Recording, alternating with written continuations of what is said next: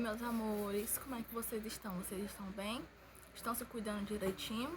Lembra que a gente conversou muito sobre isso, sobre ter muito cuidado, sobre se cuidar, porque isso não significa só cuidar de si mesmo, mas também cuidar das pessoas que estão perto de você. A gente conversou sobre o uso do álcool em gel, o uso da água e sabão. A gente conversou sobre não estar no meio da rua, certo?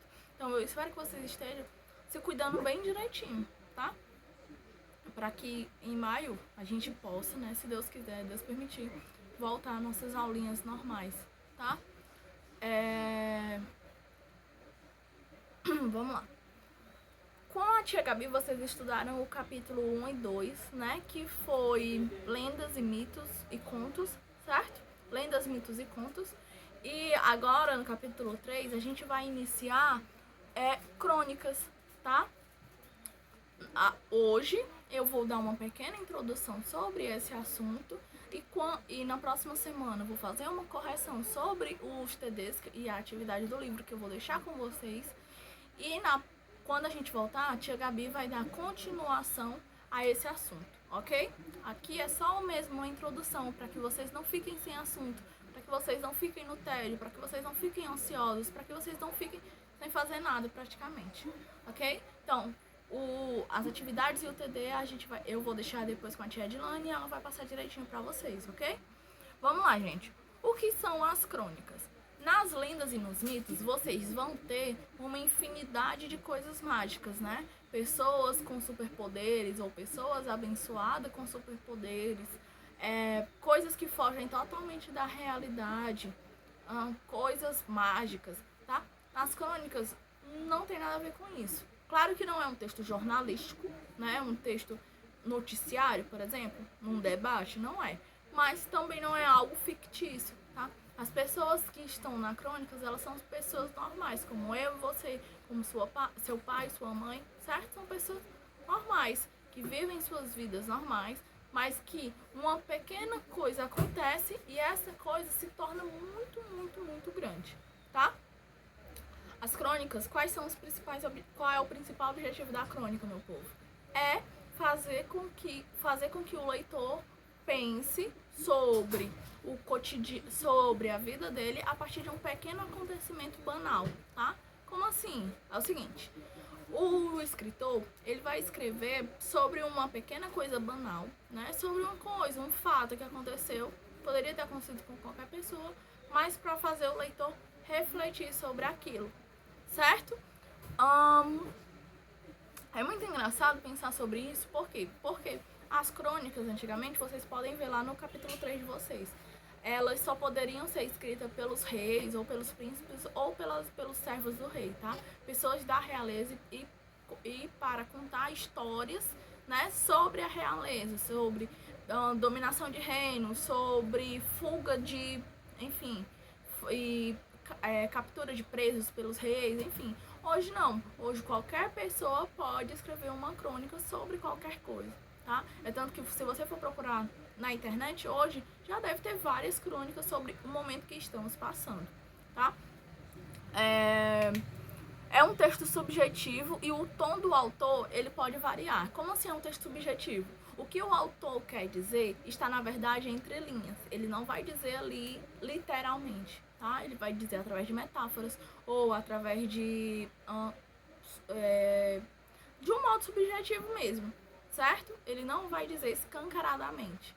E o tom do autor, ele pode variar. Como assim, tia? É o seguinte, as crônicas, elas podem ter vários e vários modos, né? Vários tipos. Ela pode ser uma crônica de humor, ela pode ser uma crônica social, tá? Pra criticar um problema social. Existem crônicas até sobre o mundo futebolístico, né? Crônicas para falar sobre futebol, tá? E onde é que a gente encontra as crônicas? A gente encontra as crônicas, gente, nos jornais, nas revistas, até hoje ainda tem páginas, né, colunas de cronistas, tá? Djamila Ribeiro, por exemplo, é uma dessas que está, né, só crescendo, tá? Vocês podem pesquisar sobre ela depois. Mas a gente já teve vários cronistas brasileiros que ficaram famosos só de escrever crônicas, por exemplo, o Fernando Veríssimo, a Clarice Lispector, Cecília Meirelles, certo? São grandes nomes aí. No TD de vocês, eu deixei uma crônica que vocês vão ler e depois vão fazer a interpretação textual dela, tá? É bem simples, é só ler com cuidado que vocês vão conseguir resolver tudo direitinho. E só para retomar com vocês, eu quero falar um pouquinho sobre verbos, tá? O que são verbos, né? Lembrando, verbos são palavras que vêm para configurar, para denominar ações, estados ou fenômenos da natureza, tá? Mas, como a gente gosta de falar, aquilo que, na maioria das vezes, a gente pode conjugar, tá? Como é que eu posso formar um verbo, meu povo? Vamos lembrar, o verbo ele é formado com 3 partezinhas, né? O radical, a vogal temática e as desinências, tá? O que é o radical? O radical é aquela parte que é imutável, né? Que independente da palavra, que independente da conjugação, ela sempre vai se manter. Por exemplo, se o verbo fosse amor, qual seria o radical? AM, certo? O O, meu povo, ele vem para ser a vogal temática, né? E para que é que serve a vogal temática?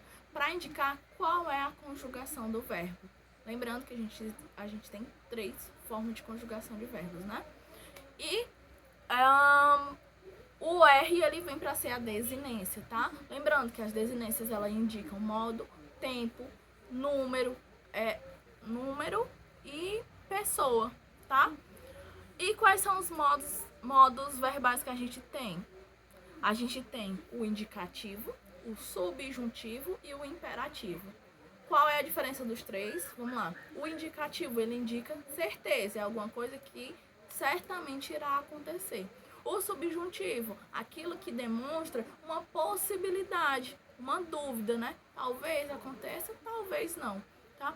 E o imperativo é aquele que mostra ordem ou conselho ou ainda um pedido, tá?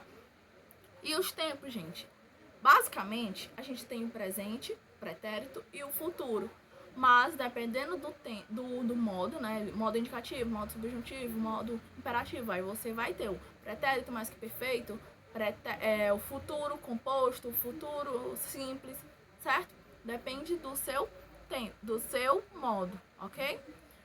Então, para retomar, façam o TD, né, de atividades, e lá no final do TD vai ter as páginas do livro que vocês têm que fazer, certo? Continue se cuidando, continuem evitando aglomerações, lembrando que isso não é férias, certo? É uma pequena paralisação para a gente não ficar aglomerado, tá? Então, quanto menos contato vocês tiverem com as pessoas do meio da rua, melhor para a saúde de vocês, tá certo? Tchauzinho, se cuidem.